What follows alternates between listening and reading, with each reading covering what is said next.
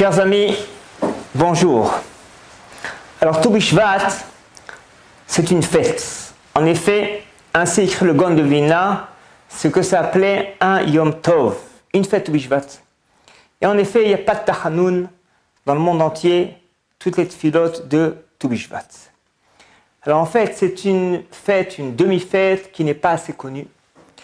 Mais réellement, elle a une grande signification. C'est ce qu'on va expliquer B'ezrat Hashem aujourd'hui. Alors, Tou Bishvat, on dit nos sages, eh bien, c'est là où les fruits commencent à bourgeonner, notamment en Israël, et notamment certains arbres comme l'amandier et d'autres arbres qui bourgeonnent rapidement. Ça commence à Tou Bishvat. Alors, en fait, c'est ce qui se passe réellement, mais dans la profondeur des choses, il y a un message particulier que nos sages ont voulu nous dévoiler dans ce jour Tou Bishvat. On va faire une parenthèse. La Gemara nous dit dans Rosh Hashanah Daf Kaf Zayin, le monde a été créé le premier Tishri ou le premier Nissan. Discussion entre Rabbi Yoshua et Rabbi Eliezer. Et le Ran d'expliquer qu'il s'agit ici non pas de la création du monde, mais de Adam Arishon. Premier Tishrei ou premier Nissan. Top. Et Tosfot ramène là-bas en Rabbeinu Tam que les deux avis sont vrais. En fait, Hachem a pensé créer le monde, Adam Arishon, le premier Tishrei, mais il a créé réellement le premier Nissan. Il est évident que la pensée d'Hachem, c'est aussi une création spirituelle, réelle, concrète. Mais en fait, il y a deux dimensions. La création du monde et de l'homme dans la pensée et dans l'action. L'Arizal dit un peu la même réponse avec d'autres termes. On parle de Olam Pnimi, Olam Chitzoni. Les mondes dans leur intériorité et le monde concret, le monde matériel, tel qu'on peut le voir, le constater de nos jours.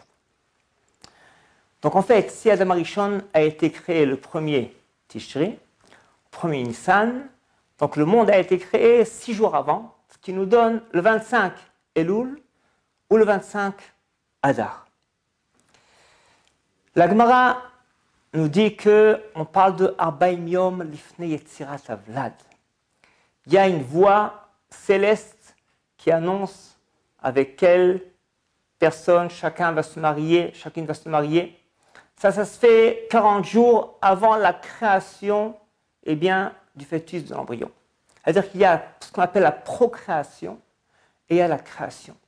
Alors, Baim Yom Lifnei Yetzirat Havlad.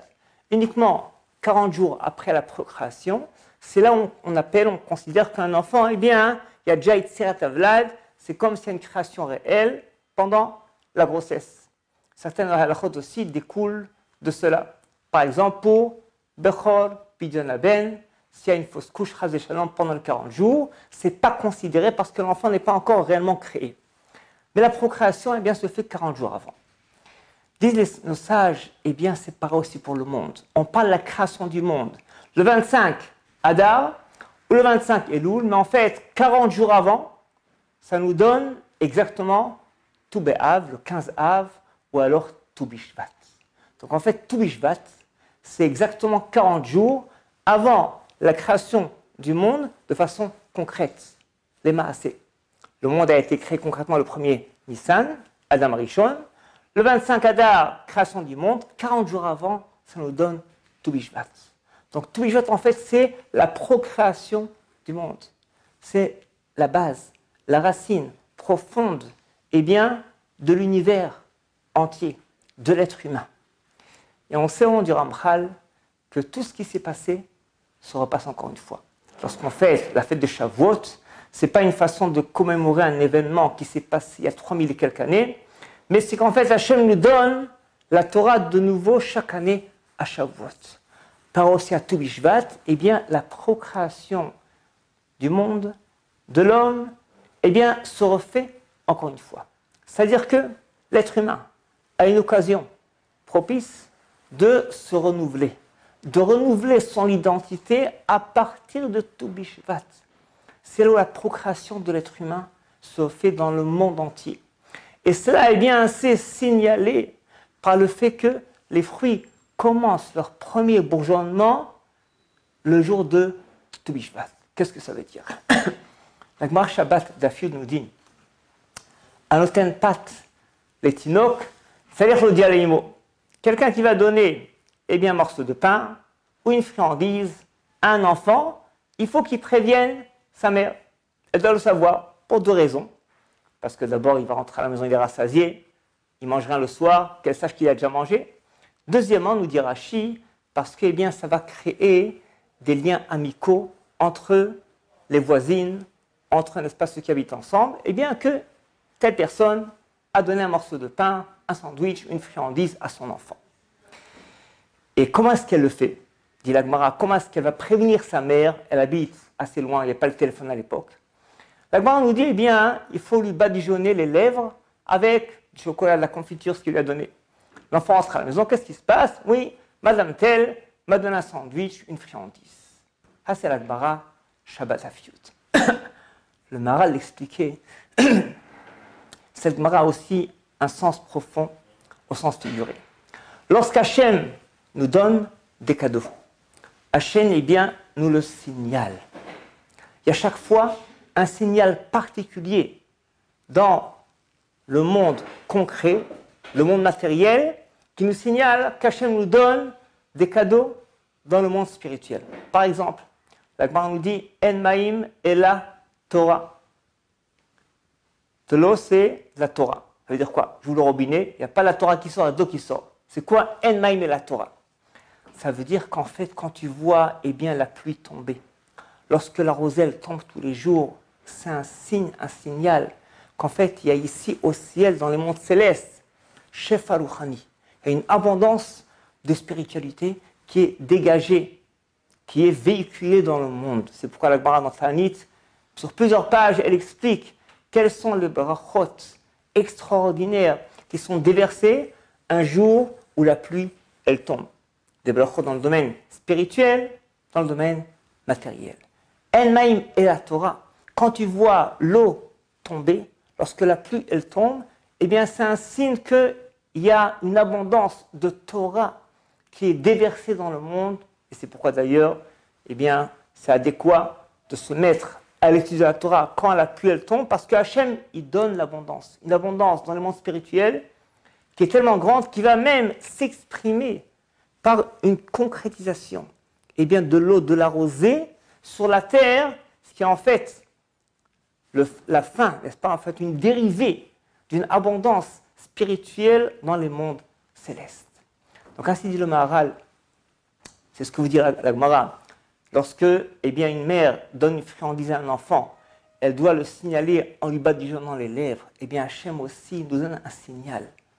Un signe, c'est que lorsqu'il veut donner une abondance de Torah, de Tfila, d'élévation spirituelle, il envoie la pluie sur la terre. C'est un signal, que c'est un moment qui est propice. Père pour tout Bishvat, lorsque Hachem veut nous signaler qu'on a ici une occasion de renouveler notre réelle identité, à la base, à la racine, ça va se concrétiser ce jour-là par le fait que le fruit commence à bourgeonner. Et pour nous, en fait, c'est une occasion unique, d'opérer un tikkun personnel, une élévation personnelle, dans laquelle on va pouvoir, progresser, s'améliorer en réparant nos défauts à la base, à la racine. Plus que ça, puisqu'en fait, le monde se renouvelle à la base et à la racine. Donc en fait, Hachem, il va donner un renouvellement de l'identité de chaque personne ce jour-là. C'est pourquoi d'ailleurs, c'est une journée qui est très propice pour les Shidduchim et les Zivugim. C'est peut-être la journée la plus importante avec Tou B'Av pour les Shidduchim et les Zivugim. C'est écrit en fait que toutes les Neshamot sont appelées, sont évoquées au ciel ce jour-là. Pourquoi? Parce qu'en fait, il y a un renouvellement de la Neshama à la base, à la racine. On va expliquer un peu plus. Très souvent, De nos jours, en tout cas, une personne a l'impression eh bien, qu'elle n'arrive pas à exprimer réellement son potentiel. On a de grandes capacités, de grandes facultés, et des fois on sent qu'une partie de nos capacités sont inhibées, ne sont pas exprimées. Ce qu'on appelle, eh bien, Galout, c'est un exil de la personnalité de l'homme. Des fois, une personne est exilée dans un autre pays. Bon, c'est un exil. C'est encore pas trop grave. L'exil le plus grave, le plus douloureux, c'est l'exil de la personne, même lorsqu'elle est chez soi à la maison.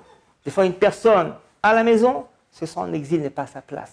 Dans son travail, dans son étude, on n'arrive pas réellement à s'exprimer. On n'arrive pas à concrétiser les forces morales, spirituelles, intellectuelles qu'Hachem nous a données. Ça s'appelle l'exil. Il y a aussi l'exil de la parole. On n'arrive pas à parler, à s'exprimer comme on souhaite, comme on le pense. Ça, c'est un exil général. Et cela, on peut opérer à le tikkun de cet exil, notamment Tu B'Shvat. Pourquoi?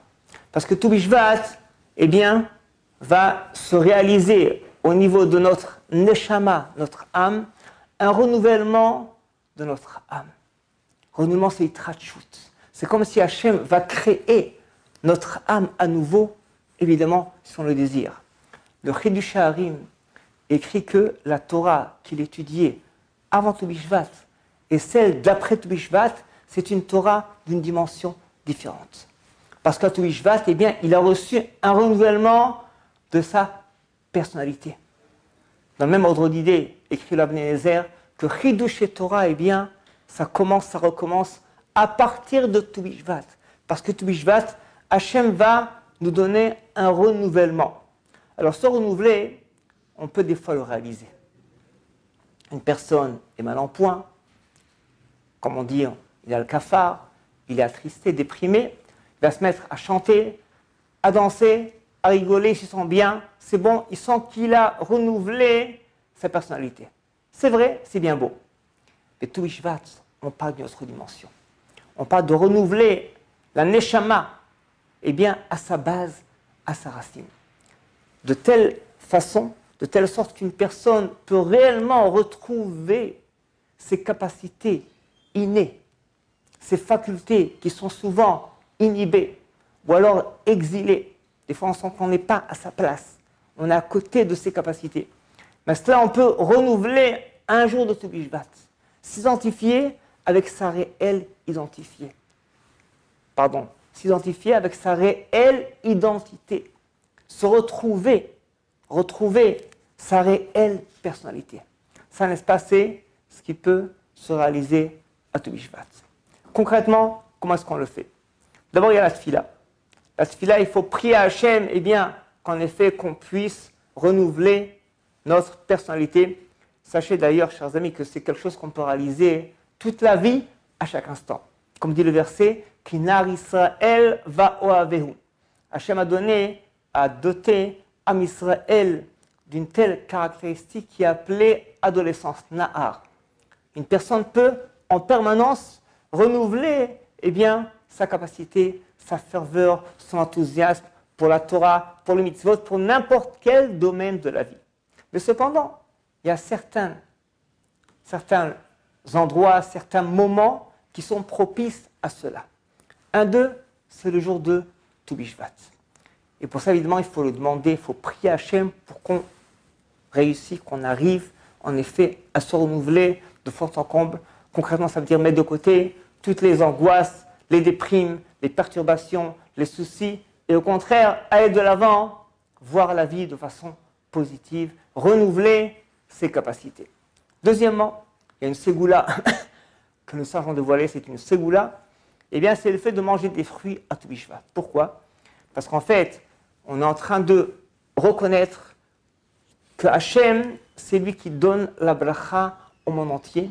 Et ça se fait par les fruits de la terre qui, comme dit, recommencent à bourgeonner un autre Tu B'Shvat. Et bien comprendre qu'en fait, la bracha, elle vient grâce à la phrase qu'on va réciter sur chaque fruit, à Etz, Adama, Sheakol, etc. C'est-à-dire que, imaginez-vous, si, Khalila, pendant une année, personne de nous ferait aucune brachot, les fruits s'arrêteraient de pousser sur les arbres. Parce qu'en fait, la bracha, elle vient précisément de notre bracha.